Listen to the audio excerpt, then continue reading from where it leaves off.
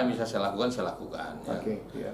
Waktu dulu kita udah pernah coba ya, tapi kan ya ternyata kan belum terrealisasi. Nggak tahu, mungkin kan pemerintah untuk mengeluarkan suatu keputusan kan mungkin juga butuh dasar hukum ya. Kalau tidak ada dasar hukum nggak tahu. Nah, sehingga kita ya saya bilang tadi, seperti yang abang tanya, ada sekolah yang gencar ya, ada yang ini ya, karena itu tadi tergantung kepiawaian pengelolanya. Jujur aja kita memang sekarang ini saya manfaatkan link-link saya yang ada di perusahaan teman-teman untuk mewujudkan program ini gitu ya. Saya pernah itu bekerja sama dengan salah satu perusahaan Korea ya. Itu mereka itu tidak menerima karyawan kontrak, tapi yang bekerja adalah siswa magang. Jadi 3 bulan dia bekerja, kembali ke sekolah, digantikan oleh temannya gitu. Dan siswa itu kita jamin, artinya kalau ada yang bermasalah kita tarik gitu. Kalau misalkan dia karyawan kontrak kan, kalau misalkan ini kan dia kalau nggak benar kan dia harus pecat, harus kasih pesangon gitu kan. Kalau kita enggak, ya nggak benar, tarik sekolah. Dan perusahaan pun itu mengeluarkan biaya cukup setengah dari biaya yang dia keluarkan untuk karyawan kontrak. Nah, dan itu sudah terbukti perusahaan tersebut itu produksinya jauh lebih baik dibanding dengan yang dikerjakan oleh karyawan. Ya, itu sudah. Nah, dan ya seperti yang saya sampaikan tadi, di Taiwan itu dilakukan, Bang. Jadi kenapa yang bekerja sama dengan perusahaan itu adalah perguruan tinggi. Jadi mahasiswa itu artinya selain dia itu kuliah, dia bekerja gitu. Dan itu ada linknya antara perusahaan dengan perguruan tinggi. Di Indonesia belum ada, perguruan tinggi pun belum ada gitu kan. Kami pun sekolah, ada yang kami link, itu adalah karena usaha sendiri aja, Bang. Ya, karena kedekatan kita gitu ya. Jadi fasilitas dulu kan pernah itu waktu Pak Presiden ya 2 kali itu di kawasan industri sama di Sukabumi pernah membuat program link and match dengan perindustrian.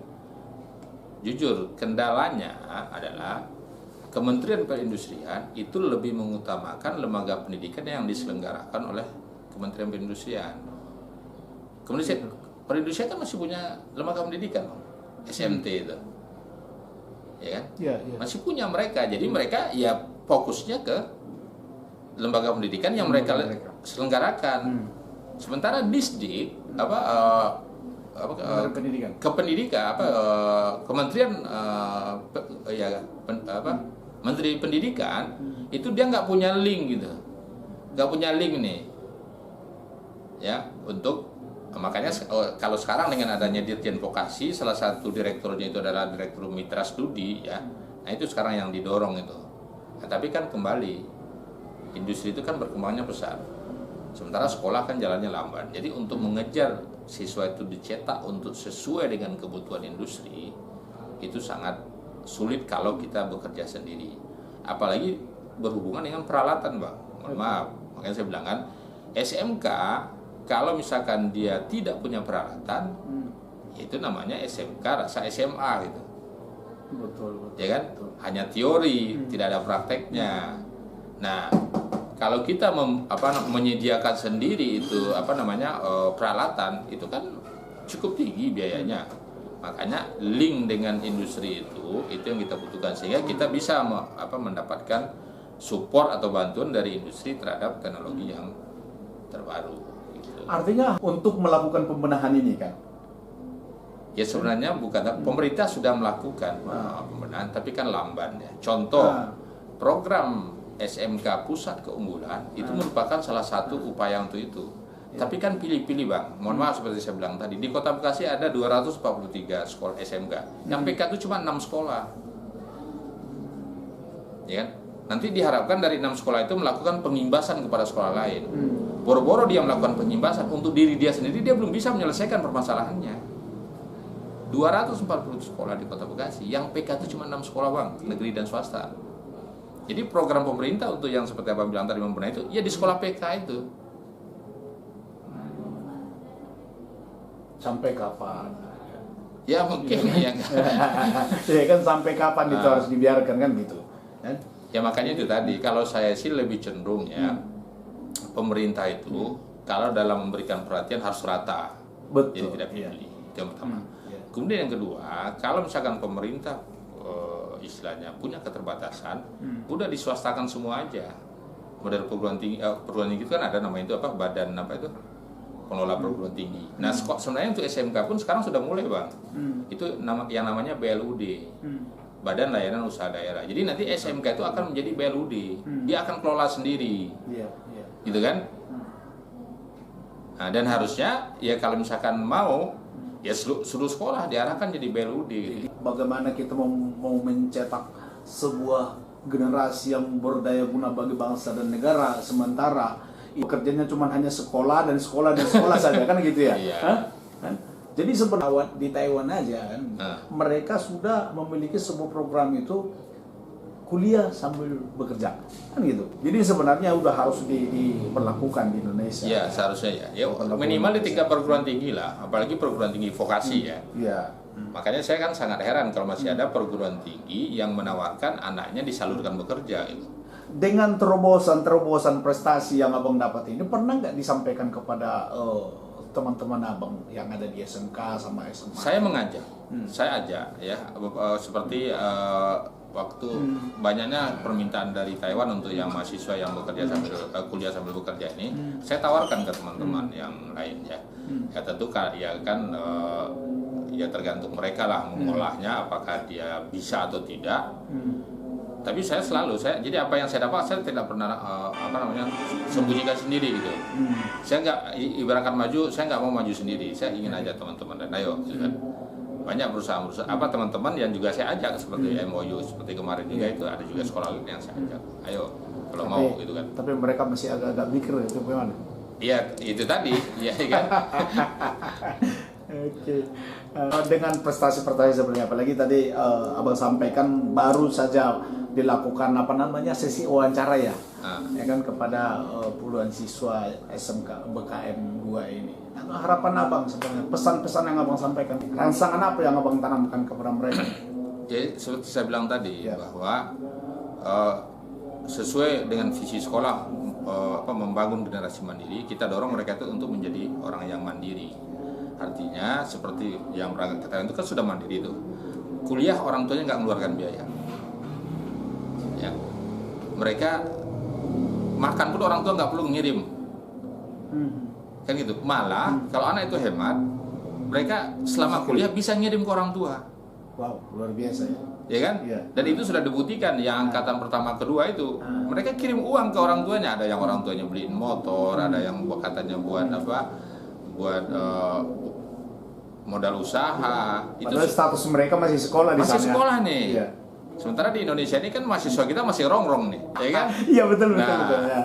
Okay. Kemudian yang kedua, kita tanamkan juga nilai-nilai kebangsaan dan keagamaan itu karena gini kan kalau di luar itu kan beda ya budayanya. Nah, tapi kita hanya menanamkan mereka harus punya citra mereka sebagai orang Indonesia, kemudian juga citra mereka sebagai yang beragama ya. Jujur aja dengan banyaknya mahasiswa Indonesia di Taiwan itu, ya pemandangan yang jarang dilihat, khususnya beragama Islam itu di Taiwan itu mahasiswanya berhijab, ya kan? Oke. Dan malah juga banyak katanya pengalaman dari teman-teman yang udah berangkat itu mahasiswa Taiwan sendiri mempertanyakan kepada mereka apa nggak panas apa. Jadi interaksi mereka itu berjalan gitu ya. Terus pemahaman masalah kita punya ideologi Pancasila ini, ada juga di pembekalan kepada mereka. Kita berikan kepada anak-anak itu, ya kita sampaikan itu. Jadi akan sebagai jati diri sebagai bangsa, kemudian sebagai warga Jawa Barat, sebagai warga Kota Bekasi. Ya. Jangan lupa untuk membawa budaya mereka. Itu. Dan memang itu, jadi setiap ada acara event-event di kampus itu, mereka setiap hari perayaan itu, mereka menampilkan budaya kita. Wow.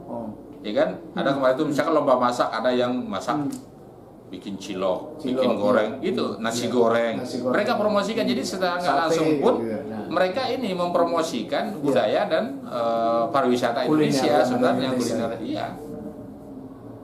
Oke, luar biasa. Jadi duta bangsa juga lah mereka gitu ya.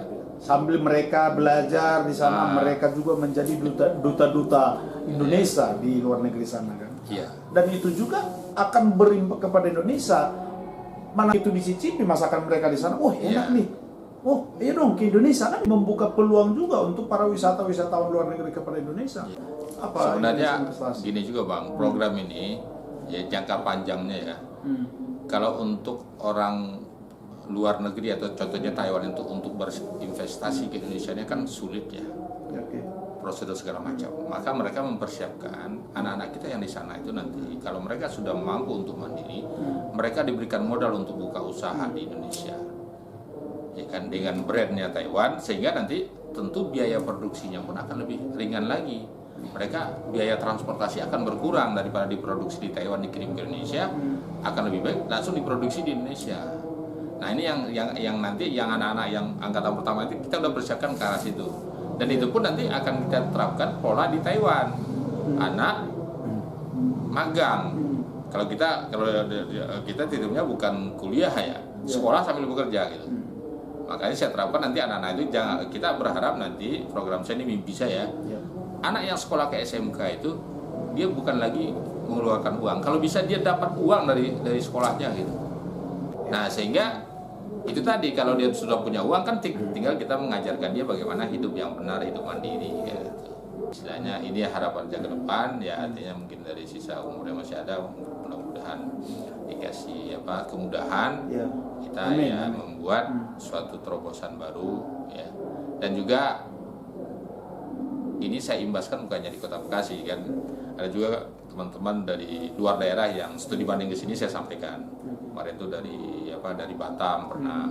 Insya Allah besok 10 Desember ini ada dari Jambi juga mau datang di sini. Mereka melakukan studi banding. Ya kita sampaikan program-program. Usia abang kan terbatas.